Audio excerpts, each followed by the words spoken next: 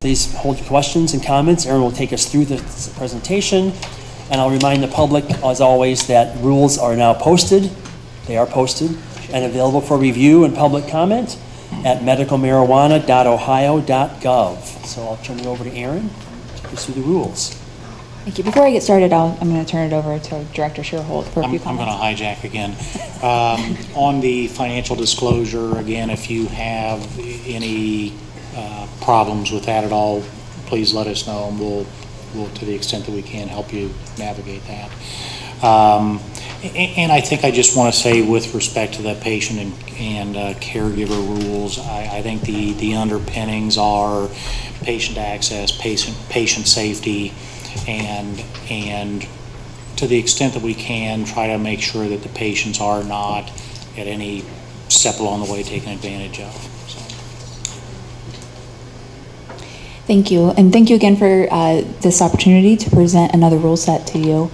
The patient and caregiver rule set was developed like our other rule sets, and as Steve just mentioned, with a focus on public safety, access to safe medical products, and scalability to allow the program to respond to challenges and demand.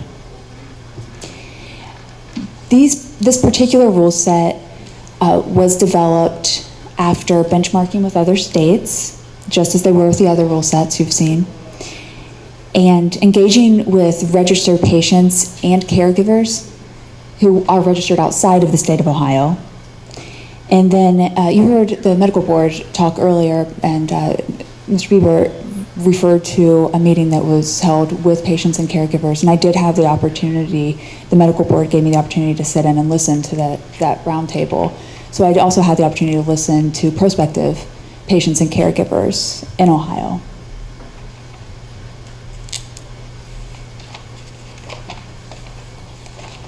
The first rule that we have here is much like our other rule sets. There's a list of definitions that are specific to patients and caregivers.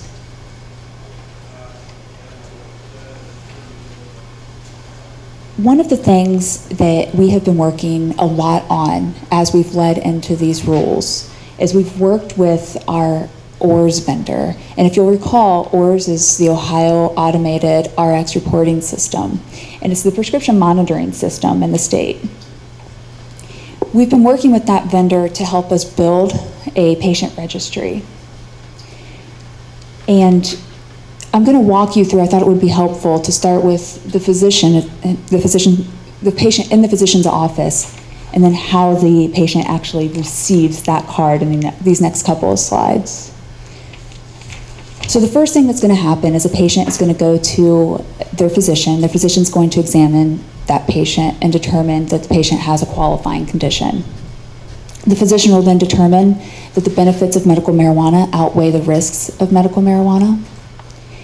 And the physician or the physician's delegate can then use their ORS credentials, so it'll be a single sign-on, to log into the patient registry and to begin the process. This step is going to require the physician to make the requisite attestations, and you'll find many of those in the Ohio Revised Code. The patient is going to have a 90-day refill number that will be prescribed to them from their physician, or recommended to them from their physician. And the physician's also going to have an opportunity to note in the registry any instruction for use. And I know that that was a topic of discussion this morning. There will be a field in the patient registry itself where the physician can specify whether there's any instruction for use if they so choose. The recommendation is then going to be generated within the patient registry, and registration is going to be submitted to the State Board of Pharmacy electronically. The patient and/or their caregiver is going to be emailed a link to access the patient registry. And then patients will be able to modify the home address fields, email address, and payment information. So to go a little bit more into depth on what exactly the patient will be able to access within the registry, once they receive that email, they're going to click the link within that email, and that's going to take them to a web page that contains patient information. And that's going to include their recommendation from their physician. The patient or caregiver is going to have the ability then to modify only those fields that I just referenced. And then the patient or caregiver, the first time that they log in, are going to have to establish a password. Once the State Board of Pharmacy has approved the application, the patient card is going to be generated and sent electronically to the patient. The card's going to be valid for 1 year. It's going to include a unique and encrypted barcode on it, and it can be accessed by the patient at any time.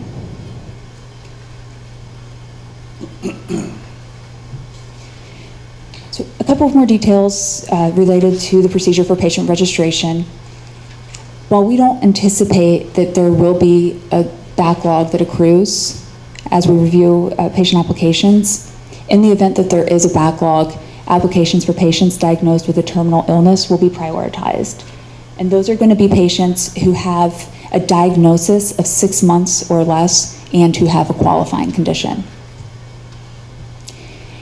Any registrations that are received after more than 90 days after the physician's recommendation is issued will grow stale, and they will no longer be considered by the State Board of Pharmacy.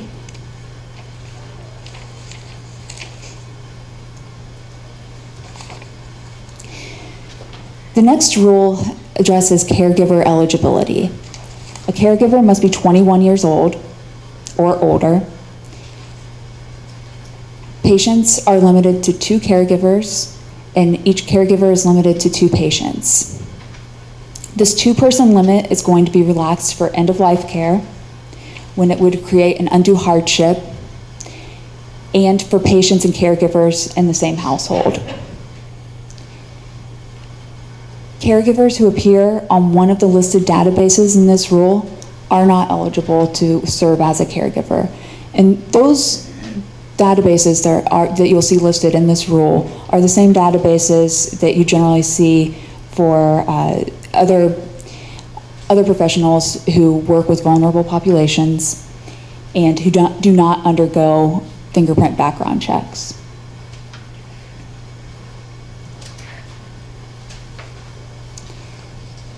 Caregiver registration, like patients, are going to be submitted by the recommending physician, and that's required under House Bill 523.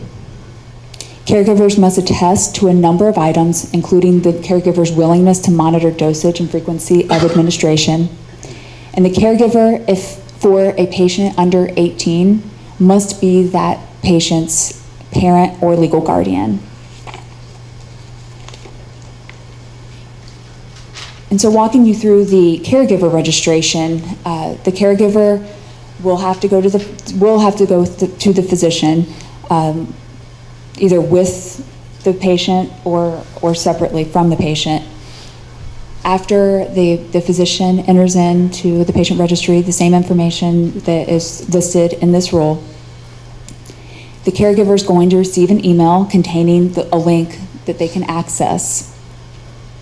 It's going to pull up a web page just like it will for the patient. It's going to contain the patient information, including the patient's recommendation. The caregiver also is going to establish a password, and the caregiver is going to have the ability to modify only certain fields as well. The caregiver at this time is going to have to complete the remaining required fields. So they have to make certain attestations again and submit payment.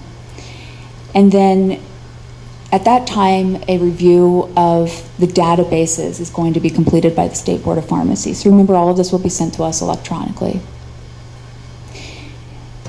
Once that database review is complete, a caregiver card is going to be generated and sent electronically to the caregiver. And again, that caregiver card will be valid for 1 year. It's going to include a unique and encrypted barcode, and it can be accessed by a caregiver at any time. The next rule just generally covers several topics related to both patients and caregivers. It limits the purchase of medical marijuana to patients 18 and older and to caregivers. The registry identification cards are going to be linked to photo IDs. So one of the things that's important to understand here is that when a patient or a caregiver goes to a dispensary and purchases medical marijuana, they're going to have both their government-issued ID with their photo on it and with an ID number on that ID card. And they're going to have their registry identification card. At the dispensary, there's going to be hardware similar to what many of you may have seen when you've gone to a pharmacy and purchased pseudoephedrine. So when you purchase pseudoephedrine, there's a device that is used where your government-issued ID is swiped.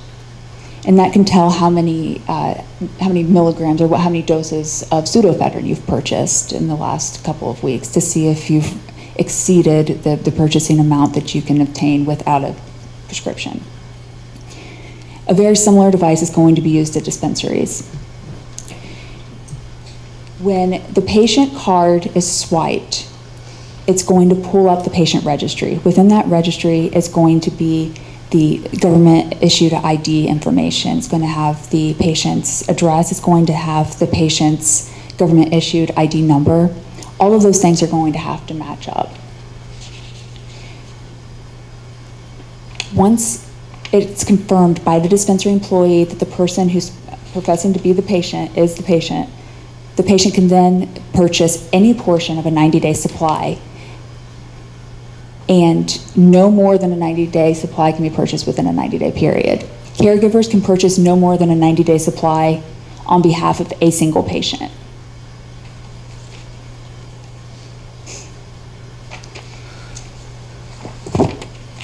Patients and caregivers may not cultivate or extract medical marijuana.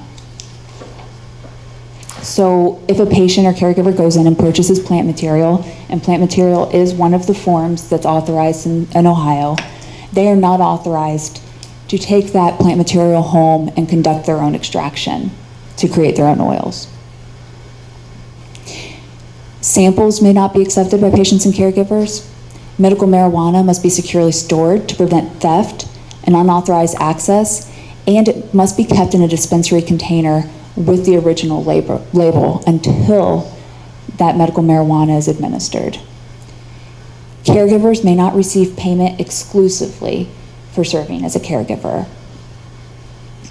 And patients and caregivers must dispossess themselves of marijuana within 7 days of expiration, suspension, or revocation of registration, and they may not possess more than 180 days supply at a time. For caregivers, that would be 180 days for a single patient.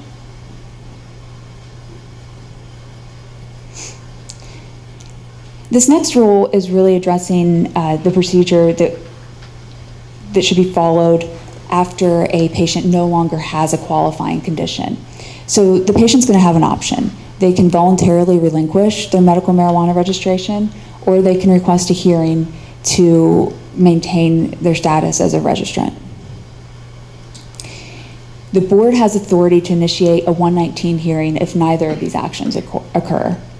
And a notice of a hearing will be provided in either case, so the patient or caregiver then will know when to show up to the State Board of Pharmacy for a hearing.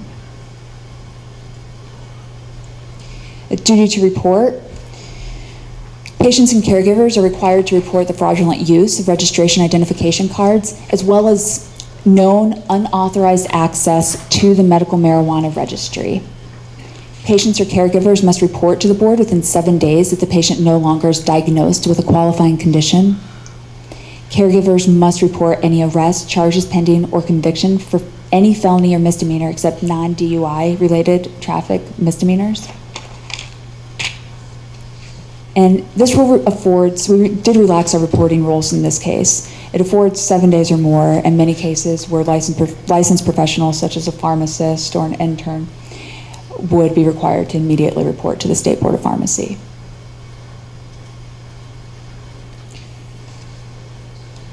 Grounds for discipline include just generally conduct and violation of the medical marijuana control program. maintenance of marijuana in a manner that puts others at risk, or failure to take reasonable precautions to prevent putting others at risk, using a method of administration that is not approved, failing to voluntarily relinquish registration or to request a hearing after no longer being diagnosed with a qualifying condition, and fines for mental health and examination have been actually removed here. These are not permissible by the board.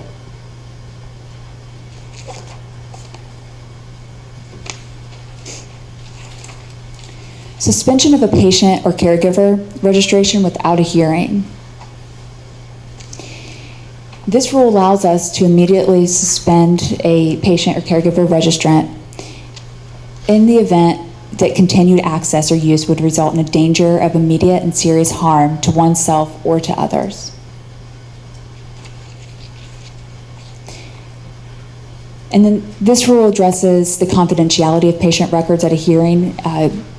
It essentially says that when authorized or required by state or federal law, documents will be redacted. And then finally, the fee schedule for patients and caregivers. The application fee